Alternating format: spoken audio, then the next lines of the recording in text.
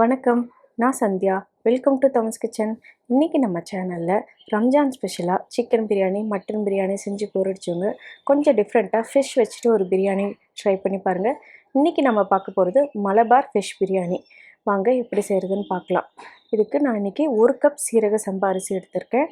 இதுக்கு நல்லா ஒரு 2 to 3 முறை வாஷ் பண்ணிக்கோங்க. வாஷ் பண்ணிவிட்டு முழுகிற அளவு தண்ணி ஊற்றிட்டு ஒரு அரை மணி நேரம் இதை அப்படியே ஊற வச்சுருங்க. நல்லா வாஷ் பண்ணிட்டேன். இப்போ தண்ணி முழுகிற அளவு நான் ஊற்றிட்டு இது அப்படியே ஒரு அரை மணி நேரம் இருக்கட்டும். தனியாக எடுத்து வச்சுருவோம். அப்படியே ஊறட்டும். அதுக்குள்ளே இன்னொரு பேன் எடுத்துகிட்டு ஒரு பிளேட் எடுத்துக்கோங்க. எடுத்துகிட்டு ஒரு அரை டீஸ்பூன் மஞ்சத்தூள், காரத்துக்கு தகுந்த மாதிரி மிளகாத்தூள். நான் இன்றைக்கி 4 ஃபிஷ் போட போகிறேன். அதனால் காரத்துக்கு ஒரு 2 டீஸ்பூன் மிளகாத்தூள் போட்டிருக்கேன். 1 டீஸ்பூன் கரம் மசாலா தூள், 2 டீஸ்பூன் மிளகுத்தூள் போட்டிருக்கேன். தேவையான அளவு உப்பு போட்டுக்கோங்க. ஒரு டீஸ்பூன் மட்டும் உப்பு போட்டுட்டு எல்லாத்தையும் நல்லா மிக்ஸ் பண்ணிக்கோங்க.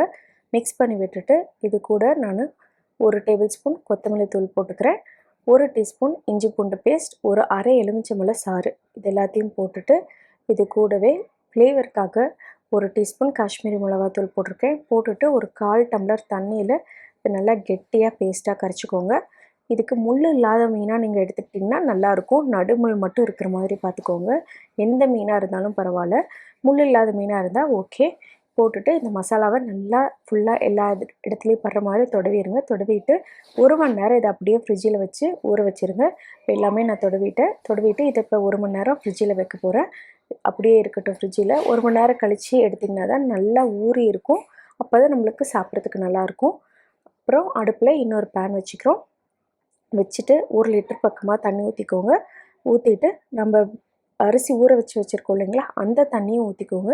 ஊற்றிட்டு இது கூடவே ஒரே ஒரு பிரிஞ்சி இலை, நான் இன்றைக்கி 1 டம்ளர் அரிசி போட்டிருக்கறனால 2 பட்டை மட்டும் போட்டுக்கிறேன். 4 லவங்கம் போட்டுட்டு இது கூட ஒரே ஒரு பெரிய வெங்காயத்தை நல்லா பொடியாக கட் பண்ணி வச்சுருக்கேன், அதையும் போட்டுக்கோங்க. போட்டுட்டு தேவையான அளவு உப்பு போட்டுட்டு தண்ணி கொதி வரும்போது நம்ம ஊற வச்சுருக்கோம் இல்லைங்களா சீரக சம்பா அரிசி, அதையும் போட்டுட்டு நல்லா அரிசி வேகணும். வெந்ததுக்கப்புறம் வடிகட்டி தனியாக வெந்த அரிசியை எடுத்து வச்சுக்கோங்க.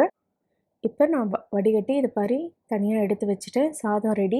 அடுத்ததாக ஒரு பேன் எடுத்துக்கிறோம். எடுத்துகிட்டு தேங்காய் எண்ணெய் இருந்தால் நல்லது, நல்ல ஃப்ளேவர் கொடுக்கும்.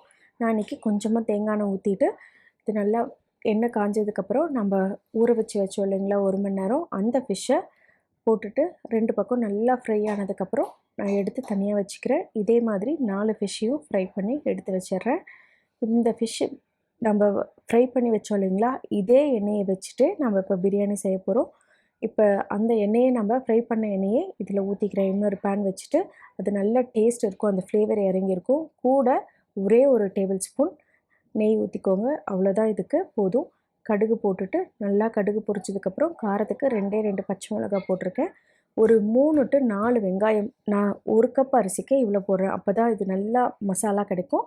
அதனால் 4 வெங்காயம் போட்டுட்டு வெங்காயம் நல்லா வணங்கினதுக்கப்புறம் ஒரு கை புதினா கொத்தமல்லி இலை போட்டுட்டு நல்லா வணங்கட்டும். இது கூடவே 1 டேபிள் ஸ்பூன் இஞ்சி பூண்டு பேஸ்ட் போட்டுக்கோங்க. தேவையான அளவு உப்பு போட்டுக்கோங்க. இந்த மசாலாவுக்கு தேவையான அளவு மட்டும் உப்பு போட்டுக்கோங்க.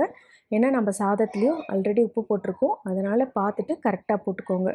போட்டுட்டு நல்லா வணங்கினதுக்கப்புறமா ஒரு 3 தக்காளியை நான் இங்கே கட் பண்ணி வச்சுருக்கேன், அதையும் போட்டுட்டு வெங்காயம் தக்காளி இதெல்லாம் நல்லா காய் வரணும். இது கூட நம்ம ஒரு குழிக்கரண்டி தயிர் ஆட் பண்ணிக்கிறோம். கொஞ்சமாக மஞ்சத்தூள், தயிர் போட்டுட்டு நல்லா மிக்ஸ் பண்ணி விட்டுட்டு இதில் எந்த மசாலாவும் நம்ம சேர்த்து போகிறதில்ல, மஞ்சத்தூளும் மிளகுத்தூளும் மட்டும்தான் சேர்த்த போகிறோம். இப்போ ஒரு டீஸ்பூன் மஞ்சத்தூள் போட்டுட்டு நல்லா வணக்கி விட்டுட்டு இது கூடவே கொஞ்சமாக மிளகுத்தூள் போட்டுட்டு அடுப்பை மூடி வச்சுட்டு நான் அடுப்பை மீடியம் ஃப்ளேமில் வச்சுட்டு நல்லா வெங்காயம் தக்காளி மேஷ் ஆகி வர வரைக்கும் இதை குக் பண்ணிக்க போகிறேன். இது ஒரு 5 to 7 நிமிஷம் ஆகும். வெந்ததுக்கு அப்புறமா பாருங்கள், நல்லா இந்த மாதிரி சாஃப்டாக வெந்து வந்திருக்கு வெங்காயம் தக்காளி எல்லாம். இந்த டைமில் இதை நல்லா மிக்ஸ் பண்ணி விட்டுடுங்க. மிக்ஸ் பண்ணி விட்டுட்டு கொஞ்சம் கிரேவியாகவே விட்டுடுங்க. ரொம்ப அப்படியே ட்ரையாக விட்டுட்டிங்கன்னா நம்மளுக்கு கிரேவி மாதிரி வராது. அதனால் அப்பப்போ மிக்ஸ் பண்ணி விட்டுட்டு நல்லா கொஞ்சம் கிரேவியாக இருக்கும் போதே நம்ம ஃப்ரை பண்ணி வச்சுருக்கோம் இல்லைங்களா, அந்த ஃபிஷ்ஷை போட்டுருங்க. வச்சுட்டு நம்ம வேக வச்சுருக்க சாதத்தையும் போட்டுடுங்க. போட்டுட்டு நல்லா இதுக்கு யூஸ் பண்ணுற பாட்டம் நல்லா அடிகனமான பாட்டமாக இருந்தால் தான் நம்மளுக்கு தீயாத இருக்கும். அது அப்படியே மூடி ஒரு 10 நிமிஷம் அப்படியே லோ ஃப்ளேமில் இருக்கட்டும். அதுக்குள்ளே இன்னும் ஒரு 4 வெங்காயத்தை நான் இங்கே நீல வாக்கில் கட் பண்ணி வச்சுருக்கேன். நல்லா அகலமான பேனாக எடுத்துகிட்டு 1 டேபிள் ஸ்பூன் எண்ணெய் ஊற்றிட்டு இந்த வெங்காயம் நல்லா கோல்டன் ப்ரௌன் ஆகிற வரைக்கும் வணக்கி எடுத்துக்கோங்க. கொஞ்சமாக ஒரே 1 டீஸ்பூன் உப்பு போட்டுட்டு வணக்கி எடுத்துக்கோங்க. இந்த ஃப்ரை பண்ண வெங்காயத்தை அப்படியே மேலே ஃபுல்லாக அந்த ரைஸ் மேலே ஸ்ப்ரெட் பண்ணி விட்டுட்டு கொஞ்சமாக மேலே கொத்தமல்லி தழை மட்டும் ஸ்ப்ரெட் பண்ணிக்கோங்க. பண்ணி விட்டுட்டு மறுபடியும் ஒரு 2 நிமிஷம் லோ ஃப்ளேமில் அப்படியே இருக்கட்டும். நல்லா அது குக்காகி வரும். அதுக்கப்புறம் எடுத்து நீங்கள் சர்வ் பண்ண வேண்டியது தான். எடுத்தால் நல்ல ஃப்ளேவர்ஃபுல்லான மலபார் ஃபிஷ் பிரியாணி ரெடி. அவ்வளோதான். இங்கே பாருங்கள், அடியில் ஒரு லேயர் எல்லோ கலரில், மேலே ஒரு லேயர் ஒயிட் கலரில் பார்க்க அழகாக இருக்கும். சாப்பிட்றதுக்கும் ரொம்ப டேஸ்ட்டாக இருக்கும். ஒரே மாதிரி மசாலா போட்டு பிரியாணி சாப்பிடாம இந்த மாதிரி கொஞ்சம் டிஃப்ரெண்ட்டாக ட்ரை பண்ணி பாருங்கள். சர்வ் பண்ணும்போது மேலே ஒரு ஃபிஷ்ஷை வச்சுட்டு ரைஸ் அடியில் வச்சுட்டு இதுக்கு மேலே கொஞ்சமாக ஃப்ரை பண்ண ஆனியன் கொத்தமல்லி தழை போட்டுட்டு சர்வ் பண்ணால் சூப்பரான Malabar fish biryani ready. Try பண்ணி பாருங்கள். ட்ரை பண்ணி பார்த்துட்டு உங்கள் ஃப்ரெண்ட்ஸ் அண்ட் ரிலேட்டிவ்ஸ்க்கு இந்த வீடியோவை ஷேர் பண்ணுங்கள். மறக்காமல் தம்ஸ் கிச்சனை சப்ஸ்கிரைப் பண்ணிக்கோங்க. நன்றி, வணக்கம்.